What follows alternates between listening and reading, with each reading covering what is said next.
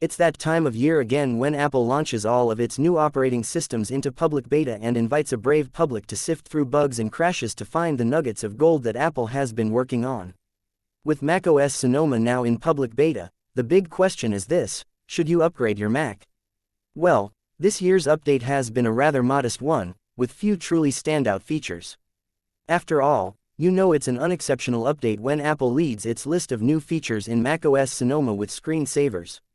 The reason for this dearth of major features lies with the Vision Pro headset and its associated operating system, Vision OS. This would have been a massive undertaking for Apple software engineers, so it's no surprise that the company's other platforms missed out. Related. 1. iMac 27-inch, everything we know about Apple's larger, more powerful iMac. 2. Apple will now let you repair more Macs and iPhones yourself. 3. Will my Mac get macOS 14? So, what's left? Is there anything of interest in macOS Sonoma? Should you upgrade? Well, I've spent the last few weeks using it and trying out the new features to gain an understanding of what's good, what's bad, and what's downright ugly. Here's what I found. Desktop delights or disasters. Let's take a leaf out of Apple's book and start with screensavers. This year, Apple has introduced a bunch of video screensavers that double up as desktop wallpapers. When the screensaver starts, the video begins from the image depicted in your wallpaper, before soaring through the air across landscapes, cityscapes, or through space. When you end the screensaver, it slows down and settles into place, with your wallpaper now showing the point at which the screensaver ended. It's a neat effect, and while it's not really much more than a gimmick, it's a pretty enjoyable gimmick at least. Also updated are widgets, which have finally broken free of the notification center and sit proudly on your desktop.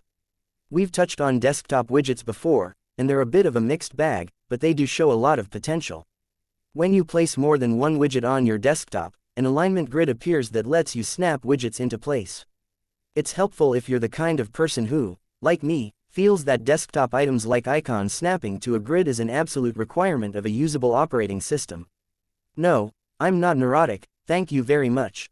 The best part of desktop widgets, though, is their interactivity.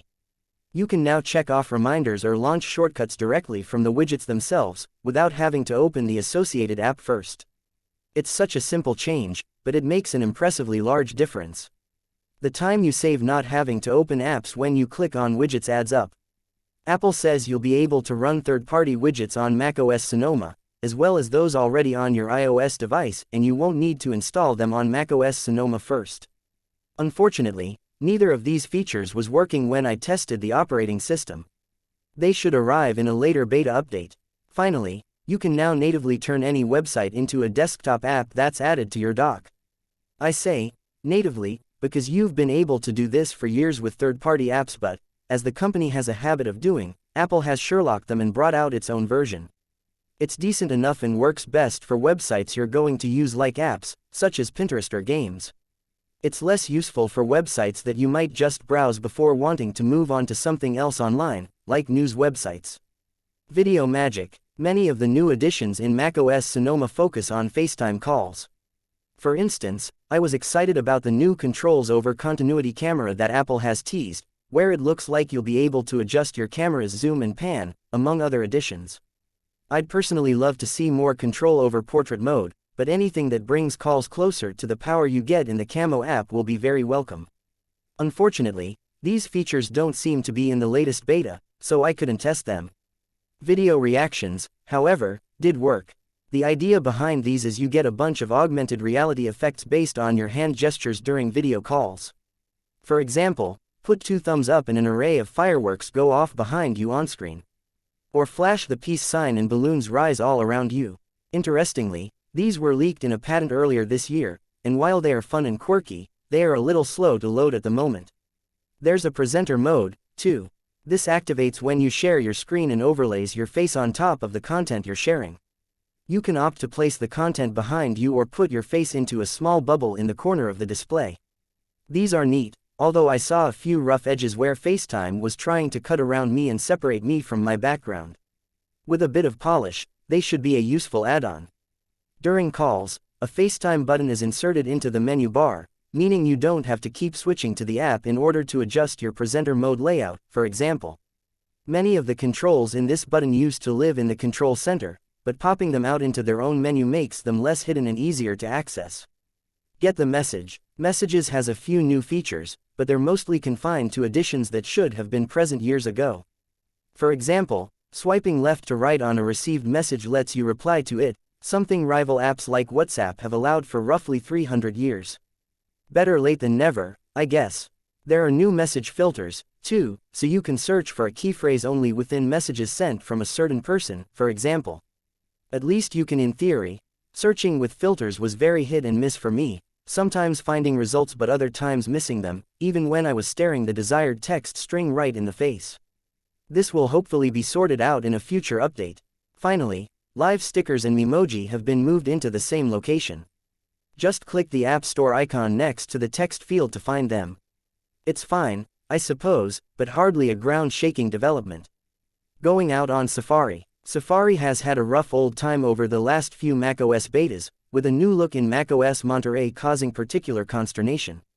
This year the changes are minimal, with the addition of profiles being one of the few changes of note. Each profile can load its own extensions and save its own bookmarks. So, you could have a profile for work and a profile for studying and keep them almost entirely separate. Each profile can be found by clicking the related button in Safari's top left corner.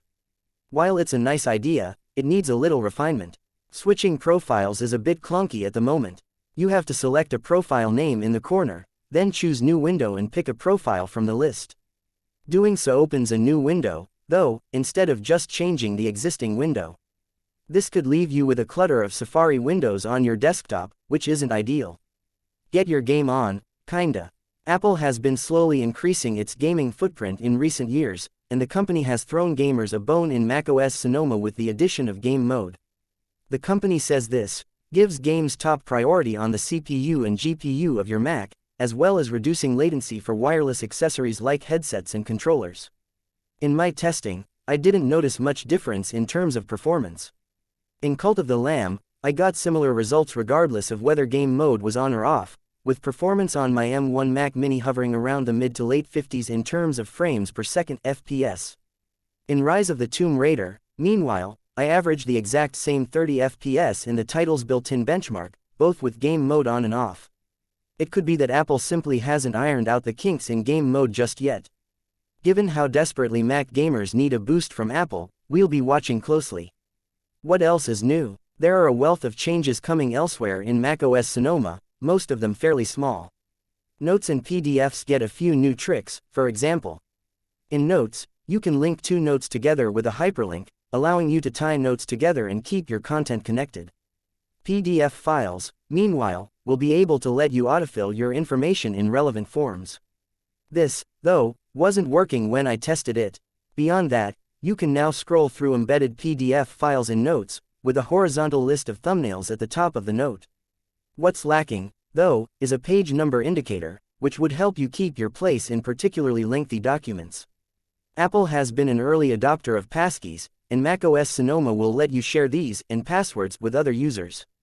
You'll have control over which passwords they can access, and can revoke their permissions whenever you want. Although that time wasn't right now for me, since the feature was very buggy and wouldn't let me add anyone to share a password with. Every time I tried, I was told the person does not have a device that can join the group, perhaps because they weren't running the beta. Next to the name entry box was localized string not found. So yeah, pretty buggy. A humble update. Due to the Vision Pro, macOS Sonoma is a necessarily humble update, far from the major shakeup of 2020's macOS Big Sur. That doesn't mean macOS Sonoma is totally devoid of interesting features, though, and there are plenty that show a lot of promise, from desktop widgets to passkey sharing. But it's also hard to get particularly excited about this upgrade. Sure, you should update your Mac to the latest version when it's released in full later this year because there's nothing especially offensive or Mac-breaking in here. But there's also no need to hurry. This should be unsurprising, really, considering how much engineering effort developing Vision OS would have taken. It's just a shame that Mac users won't have too much to get the blood pumping.